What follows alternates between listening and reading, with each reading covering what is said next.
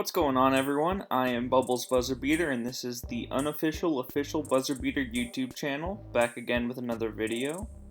Today I wanted to talk about how GameDayPrep helped revolutionize BuzzerBeater, how it helped me when I first became a U21 national team manager, and lastly how I think GameDayPrep works along with some other theories I've heard about. So these are the B3 finals games from Season 25, shown on the left, and Season 24 shown on the right. These were the last two B3 finals games before GameDayPrep was implemented. So take a good look at the tactics and how the teams play. And now these are the two U21 Worlds Championship games from Seasons 25 and 23. And these were the last two U21 finals before GameDayPrep was added in Season 26. So what do all of these games have in common? Every single team played look inside on offense and man-to-man or 2-3 zone on defense. And although these four games may seem like a small sample, I guarantee that 90 to 95% of all important higher level games looked exactly like this. Look inside was the only offense that people used. For my sample group in this video, I wanted to look at the U21 Worlds semifinals and finals games. Looking from Season 15 to Season 25, you'll see that look inside and man-to-man dominated the game, and inside offenses were played 97% of the time in these important matches.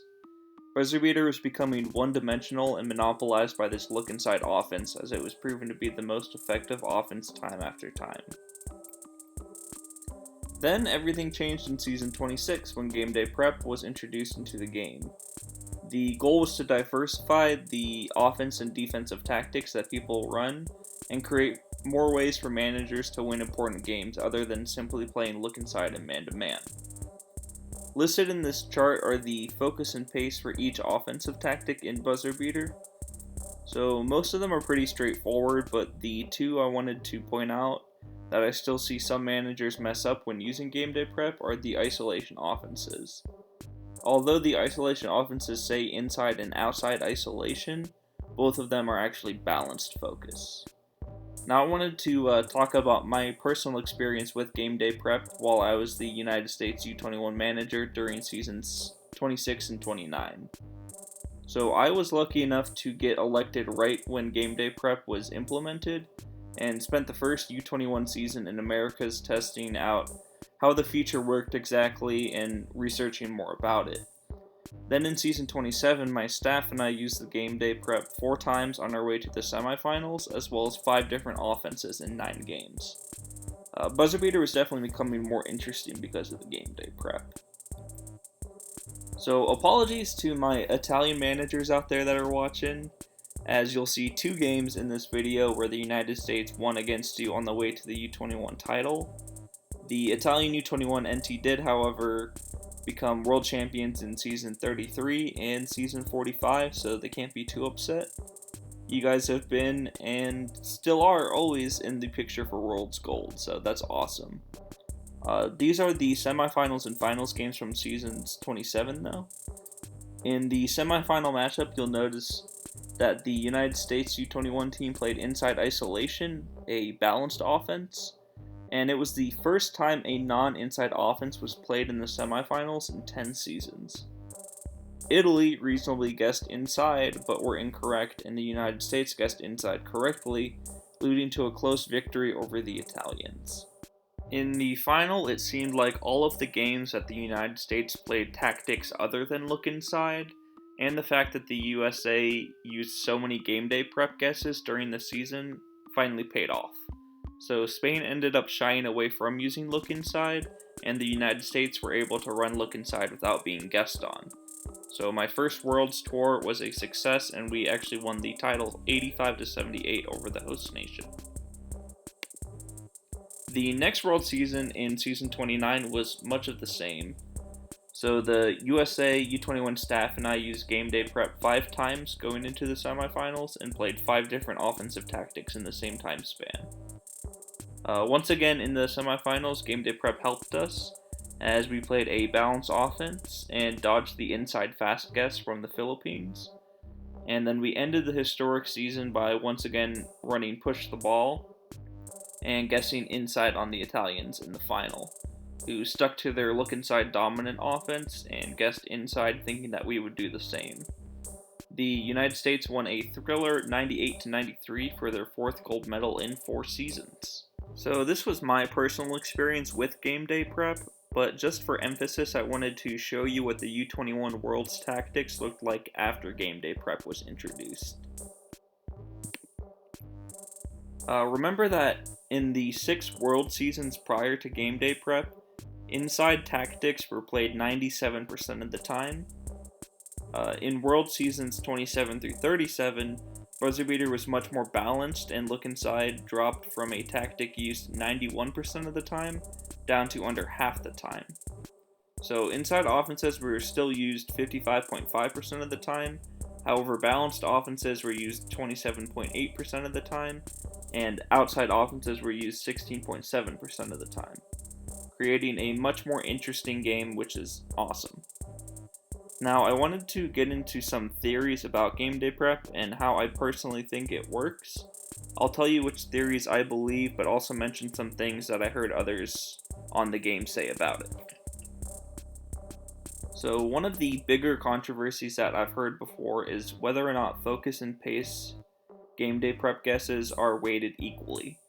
Some managers believe that focus may have a bigger impact than pace.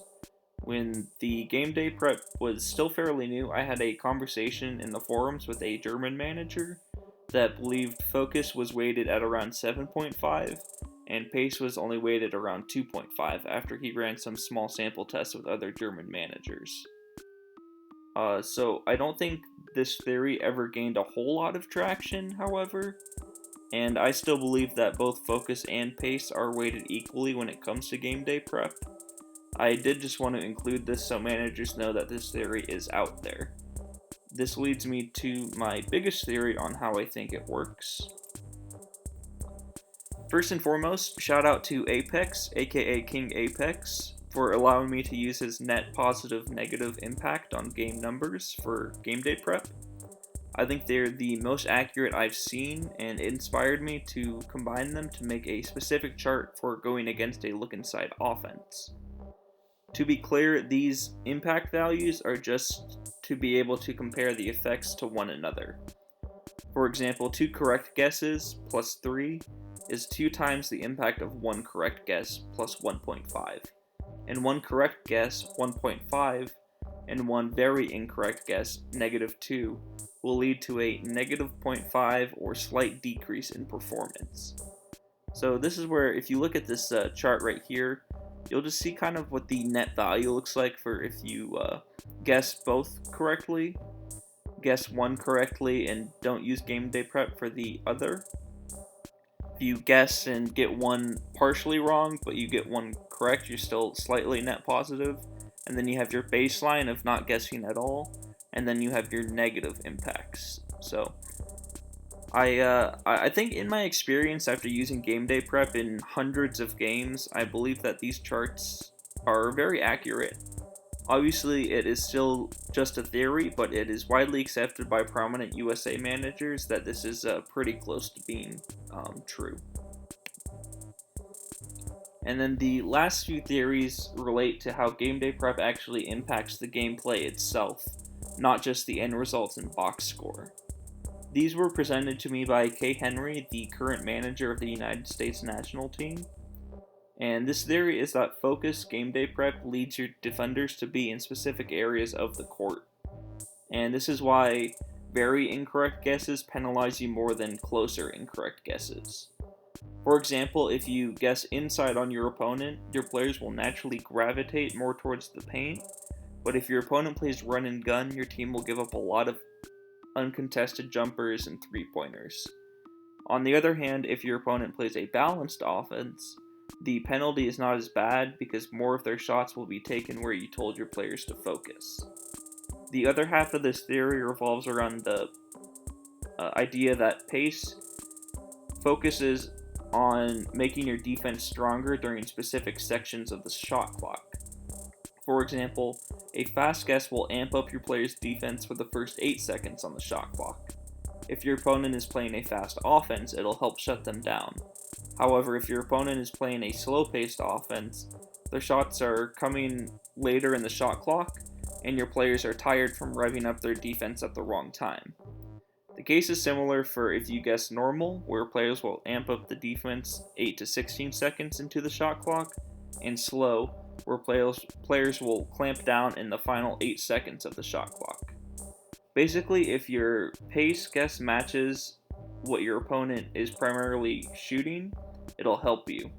If not, it'll hurt you. So I think it is a very interesting theory and definitely one that carries some merit, but that was another one that I really liked.